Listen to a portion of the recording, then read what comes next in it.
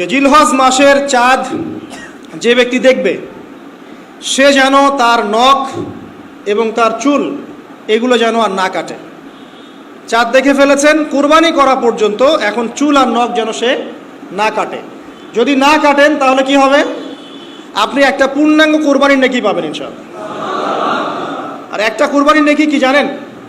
কুরবানির পশুর গায়ে যতগুলো লোমকূপ আছে ততগুলো নেকি আপনার আমল নামায় যুক্ত হবে ইনশাআল্লাহ। জিলহজ মাসের প্রথম 10 দিন, এই জিলহজ মাসের প্রথম 10 দিন সম্পর্কে আল্লাহ পাক সূরা ফজরের মধ্যে শপথ করেছেন, ওয়াল ফজরি, ফজরের কসম, ওয়া লায়ালিন আশর, এবং এই 10 রাতের কসম। এই 10 রাত বলতে এখানে জিলহজ মাসের এই 10 দিন এবং 10 রাতকে বোঝানো হয়। এর ফজিলত সম্পর্কে নবী সাল্লাল্লাহু আলাইহি ওয়াসাল্লাম একটা হাদিসে বলছেন, সহিহ বুখারী হাদিস, আনাস রাদিয়াল্লাহু আনহু ইবনে আব্বাস রাদিয়াল্লাহু আনহুমা থেকে বর্ণিত, নবী করিম সাল্লাল্লাহু আলাইহি ওয়াসাল্লাম বলেছেন যে মা মিন আইয়ামিন আমালু সালিহু ফীহিন্না আহাব্বু ইলাল্লাহ মিন হাযিহিল আইয়ামিল 10। আল্লাহ পাকের কাছে এই 10 দিন অর্থাৎ জিলহজ মাসের প্রথম 10 দিনের নেক আমল যত বেশি প্রিয়, আল্লাহর কাছে জিলহজ মাসের প্রথম 10 দিনের নেক আমল যত বেশি প্রিয়, অন্য কোনো আমল এত বেশি প্রিয় না। অন্য কোনো আমল, এটা বুঝতে গিয়ে সাহাবায়ে কেরাম প্রশ্ন করছেন, ক্বালু, তারা বলছেন, ইয়া রাসূলুল্লাহ, হে আল্লাহর রাসূল, বলুন সাল্লাল্লাহু আলাইহি ওয়াসাল্লাম, ওয়ালাল জিহাদু ফি সাবিলিল্লাহ, আল্লাহর পথের জিহাদও কি নয়? আমরা তো জানি ইসলামের সর্বোচ্চ চূড়া হচ্ছে আল্লাহর পথের জিহাদ। তো নবী সাল্লাল্লাহু আলাইহি ওয়াসাল্লাম বলছেন, ওয়ালাল জিহাদু ফি সাবিলিল্লাহ, আল্লাহর পথের জিহাদও নয়, আল্লাহর পথের জিহাদও নয়, ইল্লা, তবে ওই ব্যক্তির কথা ভিন্ন, রাজুলুন খরাজা বিনাফসিহি ওয়া মালিহি ফালাম ইয়ারজি মিন যালিকা বিশাই, কোন একজন ব্যক্তি যে তার জান এবং তার মাল নিয়ে আল্লাহর পথে বেরিয়ে গেছে, তারপরে কোনো কিছু নিয়ে সে ফিরে আসতে পারে নাই, মানে সে শহীদ হয়ে গেছে, এই ব্যক্তির কথা ভিন্ন। কিন্তু অন্য যে কোনো দিনের আমলের চাইতে এই 10 দিনের নেক আমল আল্লাহর কাছে সবচেয়ে বেশি প্রিয়। তাহলে আমরা বুঝতে পারলাম, আমরা যে 10 দিনে এখন বসবাস করছি, জিলহজ মাসের আজকে কয় তারিখ?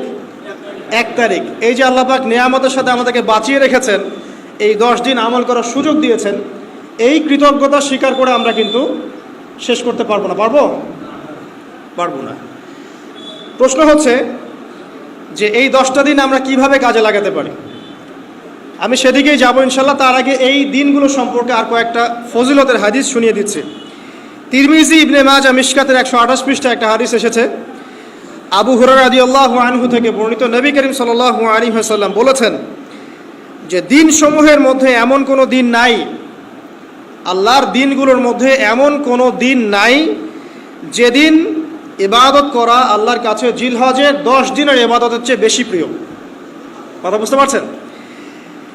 এরপরে নবী সাল্লাল্লাহু আলাইহি ওয়াসাল্লাম বলছেন, ইয়াদুলু সিয়ামু কুল্লি সিয়ামিন মিনহা বিসিয়ামি সানাতিন, এই 10 দিনের একটা সিয়াম বা একটা রোজা 1 বছর রোজা রাখার সমান। এই 10 দিনের একটা রোজা 1 বছর রোজা রাখার সমান। ওয়া কিয়ামু কুল্লি লাইলাতিন ফিহা বিকিয়ামি লাইলাতুল কদর, এবং এই 10 রাতের এক রাতের কিয়াম লাইলাতুল কদরের কিয়ামের সমান।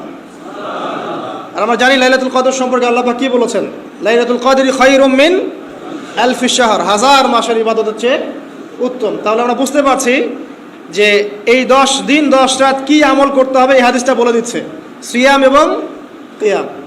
10টা সিয়াম না পড়েন, অ্যাটলিস্ট 3টা সিয়াম পারা যাবে ইনশাআল্লাহ। পারা যাবে না? একটা সোমবার পাবো সামনে আমরা, ওটা রাখা যাবে ইনশাআল্লাহ। একটা বৃহস্পতিবার পাবেন, সেটাও রাখা যাবে ইনশাআল্লাহ। আর আরাফার সিয়াম পাবেন ইনশাআল্লাহ। আরাফার সিয়াম রাখলে আগের 1 বছর, পরের 1 বছর, 2 বছরের গুনাহ মাফ হয়ে যাবে ইনশাআল্লাহু আযজা ওয়া জাল্লা। আর কিয়াম সম্পর্কে আমি সামনে বলছি ইনশাআল্লাহ তাআলা। এরপরে বাইহাকির একটা বর্ণনা আছে যে জিলহজ মাসের প্রথম দশকের রাতে, জিলহজ মাসের প্রথম দশকের রাতের প্রত্যেকটা নেক আমলকে 10 দিয়ে গুণ করা হয়, 10 গুণ বৃদ্ধি করা হয়। সুবহানাল্লাহ।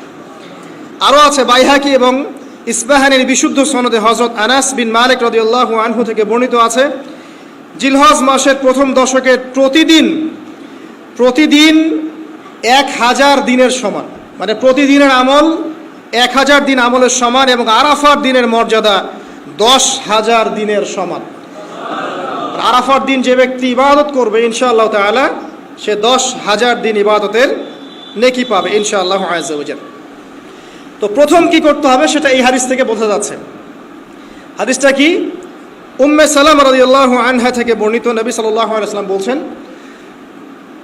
যে জিলহজ মাসের চাঁদ যে ব্যক্তি দেখবে সে যেন তার নখ এবং তার চুল এগুলো যেন আর না কাটে।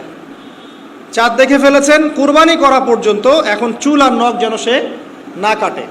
যদি না কাটেন তাহলে কি হবে? আপনি একটা পূর্ণাঙ্গ কুরবানির নেকি পাবেন ইনশাআল্লাহ। আর একটা কুরবানির নেকি কি জানেন? কুরবানির পশুর গায়ে যতগুলো লোমকূপ আছে ততগুলো নেকি আপনার আমল নামায় যুক্ত হবে ইনশাআল্লাহু আযজা ওয়া জাল।